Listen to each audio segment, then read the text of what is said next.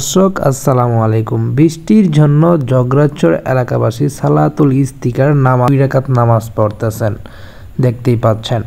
শনিবার 27 এপ্রিল শেরপুর জেলার শিরবদ্দি উপজেলা 7 নং ইউনিয়ন ভেলোয়া জগরাচর গ্রামে আকাশের নিচে সালাতুল ইস্তিকার বৃষ্টির জন্য নামাজ পড়া হয়।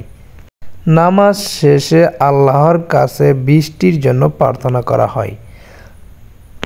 সকালে নানা বয়সী মানুষ নামাজের জন্য মাঠে হাজির হন। নামাজের ইমামের প্রথমে মুসল্লিদের উদ্দেশ্যে নিয়মকানুন বলেন, এরপর 2 রাকাত নামাজ আদায় করেন।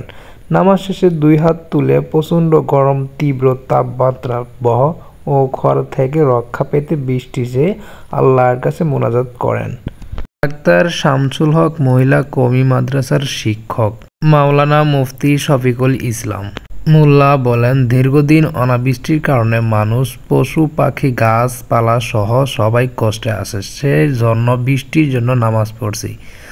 আগামী 27 শনিবার আল কোরআনে কারিমা হাদিসে এসেছে, তোমাদের রবের কাছে ক্ষমা চাও, নিশ্চয়ই তিনি পরম ক্ষমাশীল।